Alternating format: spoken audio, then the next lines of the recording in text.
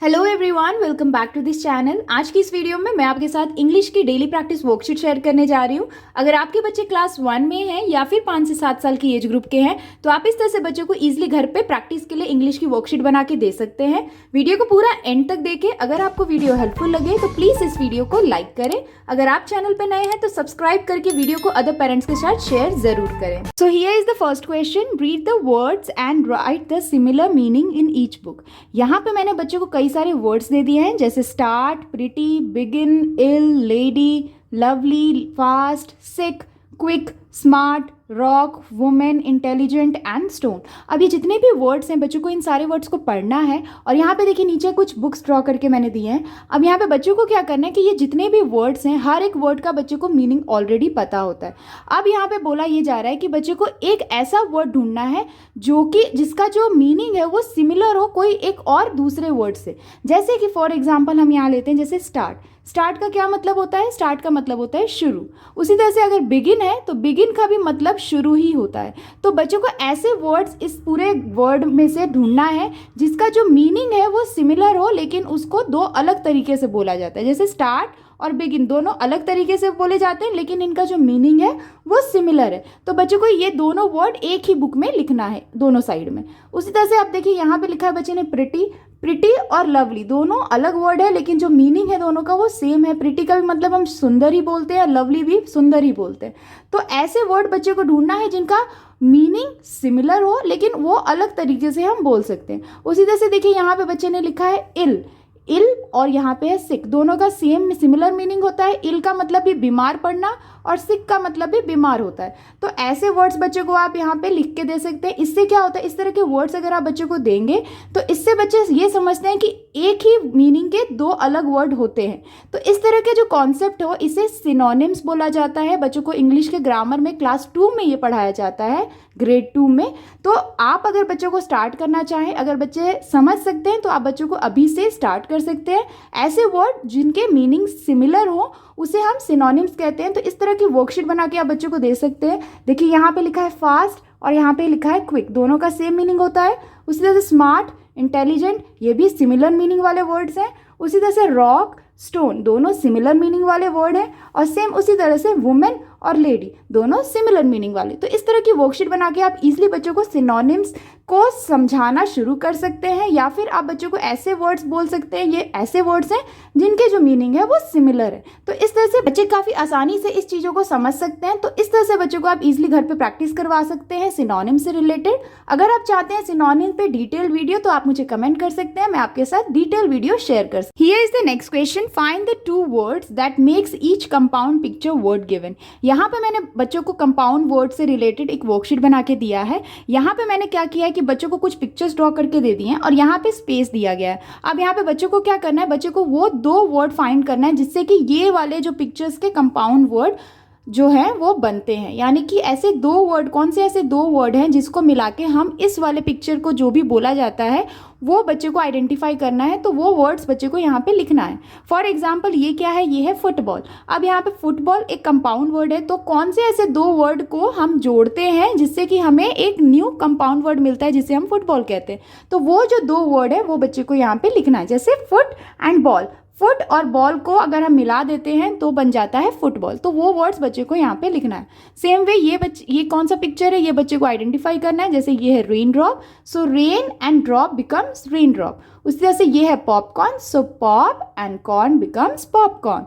उसी तरह से शिप, तो ये क्या है, ये है स्पेस शिप, तो स्पेस और plus ship become space ship. उसी तरह से cup and cake becomes cup cake. तो इस तरह की वर्कशीट बना के आप इजीली बच्चों को कंपाउंड वर्ड से रिलेटेड काफ़ी सारे न्यू वर्ड सिखा सकते हैं। कई बार होता है कि बच्चों को जितना आप पिक्चर्स के थ्रू समझा सकते हैं उतनी आसानी से बच्चे वर्ड्स के थ्रू नहीं या वर्कशीट के थ्रू नहीं समझते हैं। तो आप इस तरह से बच्चों को इजीली पिक्चर्स बना के बच्चों को घर पे इस तरह की वर्कशीट दे सकते हैं और इजीली बच्चों को कंपाउंड वर्ड्स क्या होते हैं, न्यू वर्ड्स आप इजीली सिखा सकते हैं और प्रैक्टिस करवा सकते हैं। Here is the next question, right any 5 adjective words and with any 2 make a sentence. यहाँ पे मैंने बच्चों को एडजेक्टिव एडजेक्टिव से रिलेटेड एक वर्कशीट दिया है जिसमें मैंने बच्चों को 5 ऐसे एडजेक्टिव वर्ड्स लिखने के लिए बोले हैं और साथ ही कोई भी 2 एडजेक्टिव्स को यूज़ करते हुए बच्चों को एक सेंटेंस बनाना है। तो ये वर्कशीट आप बच्चों को तब दें जब बच्चों को आपने एडजेक्टिव यानी कि डिस्क्राइबिंग वर्ड क्या होते हैं ये आपने पढ़ा दिया है। वैसे मैंने इस पर एक डिटेल वीडियो शेयर किया आपके साथ, अगर आपने नहीं देखा है तो लिंक आपको डिस्क्रिप्शन में मिल जाएगा, आप वहाँ से चेकआउट कर सकते हैं। तो जैसे यहाँ पे बच्चे ने देखिए लिखा है black, sweet, big, square, happy, ये सारे जितने भी हैं ये बच्चे को अपने से लिखना है। तो ये सारे एडजेक्टिव्स हैं। एडजेक्टिव वो होते हैं जो कि डिस्क्राइब करते हैं नाउन को, तो बच्चे को आप इस तरह से लिखने के लिए दे सकते हैं। और साथ ही यहाँ पे देखिए मैंने सिर्फ एक सेंटेंस लिखने के लिए दिया है जिसमें बच्चे को कि वो 2 एडजेक्टिव को यूज़ करना है। जैसे बच्चे ने लिखा है the spaceship is black and big, तो ये एक एडजेक्टिव, यहाँ पे देखिए बच्चे ने ब्लैक और बिग ये दोनों एडजेक्टिव हैं जो कि स्पेसशिप को डिस्क्राइब कर रहे हैं। तो इस तरह की वर्कशीट बच्चों को आप बना के ज़रूर दें अगर आपने बच्चों को डिस्क्राइबिंग वर्ड या एडजेक्टिव पढ़ा दिया है। इससे क्या होता है कि बच्चे को याद रहता है कि एडजेक्टिव क्या होते हैं, उसे आप बच्चे कैसे किसी भी सेंटेंस में यूज़ कर सकते हैं। इससे काफ़ी ईजिली बच्चे प्रैक्टिस कर सकते हैं। तो ये काफ़ी अच्छी वर्कशीट है। अगर आपने बच्चों को एडजेक्टिव पढ़ा दिया है तो आप इस तरह से बच्चों को वर्कशीट बना के दे सकते हैं। Here is the next question. Write the correct word from this option to complete the sentence. यहाँ पे मैंने बच्चों को कुछ फिलिंग द ब्लैंक्स वे में कुछ सेंटेंसेस दिए हैं कंप्लीट करने के लिए, और यहाँ पे बच्चों को एक साइड में कुछ ऑप्शंस दिए हैं। बच्चों को करेक्ट ऑप्शन को फिल करते हुए सेंटेंस को कंप्लीट करना है। फॉर एग्जाम्पल यहाँ लिखा है डैश यू हेल्प मी, तो यहाँ पे बच्चों को ऑप्शन दिया गया है वुड और वुड।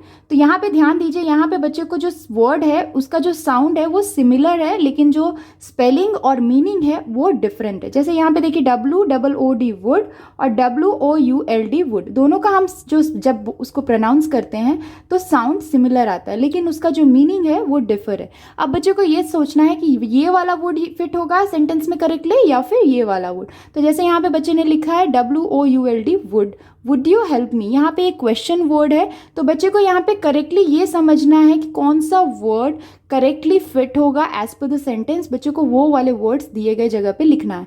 सेम वे यहाँ पे देखिए नेक्स्ट देखते हैं the car is for you, तो यहाँ पे FOR और FOUR दोनों का जो साउंड है वो सिमिलर है, लेकिन यहाँ पे मीनिंग डिफरेंट है। इसीलिए बच्चे को यहाँ पे खुद से आइडेंटिफाई करना है कि कौन सा वर्ड करेक्टली फिट है, वो बच्चे को यहाँ पे लिखना है।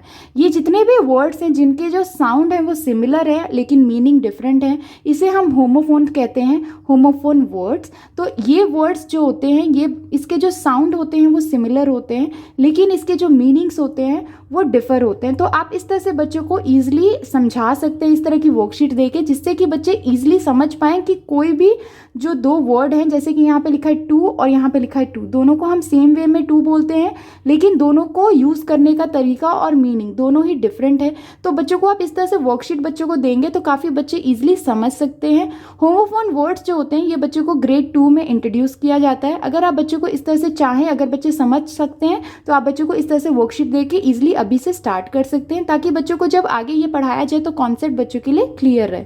तो ये भी काफ़ी अच्छी प्रैक्टिस वर्कशीट है, आप बच्चों को इस तरह से होमोफोन्स की तैयारी करवा सकते हैं। Here is the next question. Fill in the blanks with OI और OY to make a word. यहाँ पे मैंने बच्चों को एक डिप्थोंग से रिलेटेड कुछ वर्कशीट दी हैं। OI और OY का जो साउंड है, कई बार जब आप बच्चों को वर्ड्स में यूज़ करते हैं तो इसका जो साउंड होता है वो काफ़ी सिमिलर होता है OI करके, तो बच्चे काफ़ी कंफ्यूज हो जाते हैं। उस तरह के कन्फ्यूजन को क्लियर करने के लिए आप इस तरह की वर्कशीट बना के दे सकते हैं। यहाँ पे मैंने बच्चों को कुछ वर्ड्स दिए हैं जो कि मिसिंग लेटर्स में दिए हैं। अब बच्चे को यहाँ पे OI या OY यूज़ करते हुए उन वर्ड्स को कंप्लीट करना है। तो जैसे यहाँ पे देखिए लिखा है ENJOY एन्जॉय, इस तरह से अगर यहाँ पे OI हो जाएगा तो वो करेक्ट स्पेलिंग नहीं होगा एन्जॉय का, उसका मीनिंग भी नहीं होगा। तो बच्चे को यहाँ पे खुद से आइडेंटिफाई करना है कि यहाँ पे OI यूज़ होगा या OY यूज़ होगा। उसी तरह से देखिए यहाँ पे -L लिखा है, तो बच्चे ने लिखा OIL ऑयल।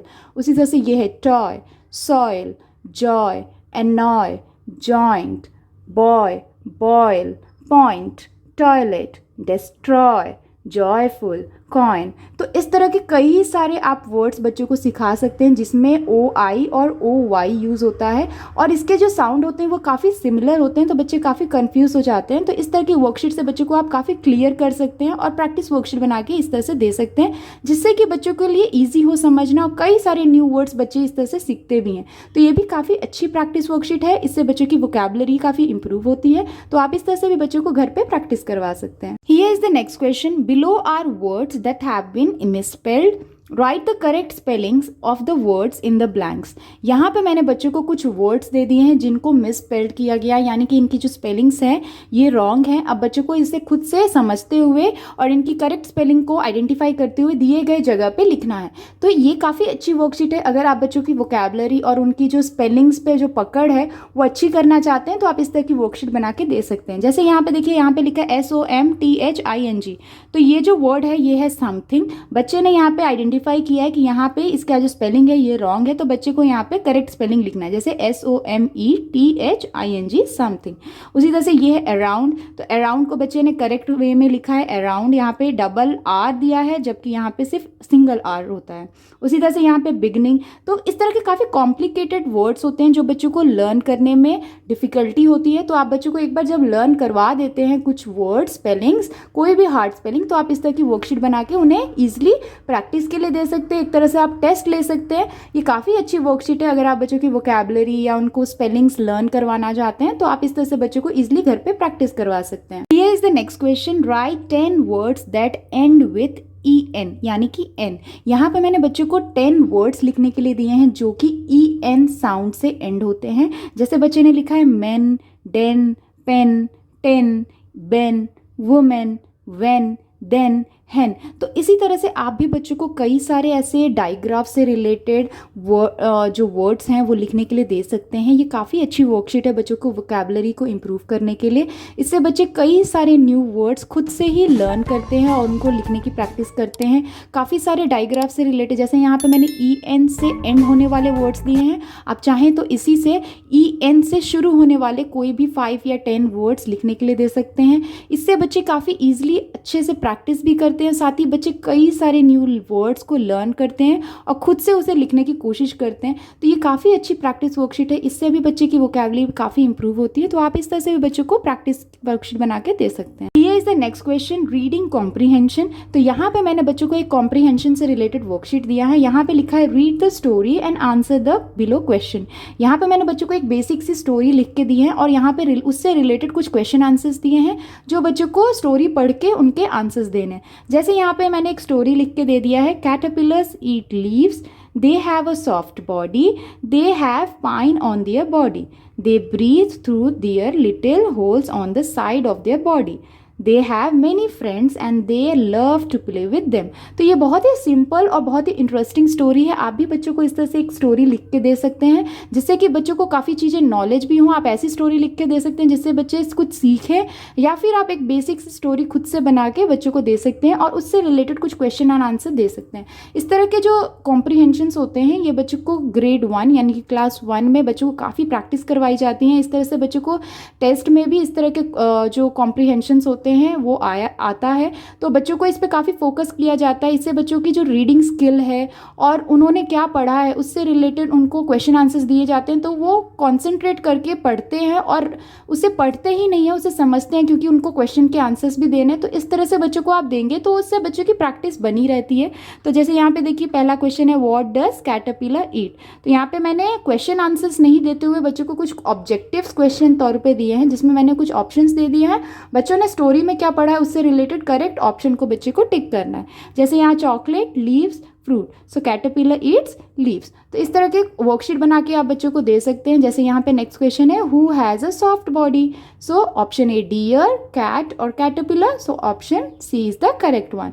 सेम वे यहाँ पे मैंने फिलिंग द ब्लैंक्स में भी दिया है। जैसे caterpillar have dash on their body, तो बच्चे ने पढ़ा था caterpillar have a pine on their body, तो यहाँ पे बच्चे को लिखना है और उसे टिक करना है। सेम वे यहाँ पे देखिए, यहाँ पे नेक्स्ट क्वेश्चन है, caterpillar breathe through dash, how does the caterpillar breathe, holes, through their holes. तो इस तरह से बच्चों को आप काफ़ी इंटरेस्टिंग पैसेज यानी कि कॉम्प्रीहेंशन स्टोरीज बना के दे सकते हैं और उसे बच्चों को पढ़ के समझ के उससे रिलेटेड क्वेश्चन आंसर लिखने के लिए या फिर ऑब्जेक्टिव क्वेश्चन दे सकते हैं और उन्हें प्रैक्टिस करवा सकते हैं। That's all for today's videos friends. I hope कि आपके बच्चों के लिए ये इंग्लिश की वर्कशीट काफ़ी हेल्पफुल रही होगी। अगर आपके बच्चों के लिए ये वर्कशीट हेल्पफुल रही हो तो प्लीज़ इस वीडियो को लाइक करें। अगर आप चैनल पे नए हैं तो सब्सक्राइब करना ना भूलें। मिलती हूँ आपसे नेक्स्ट वर्कशीट के साथ, तब तक के लिए take care and bye bye.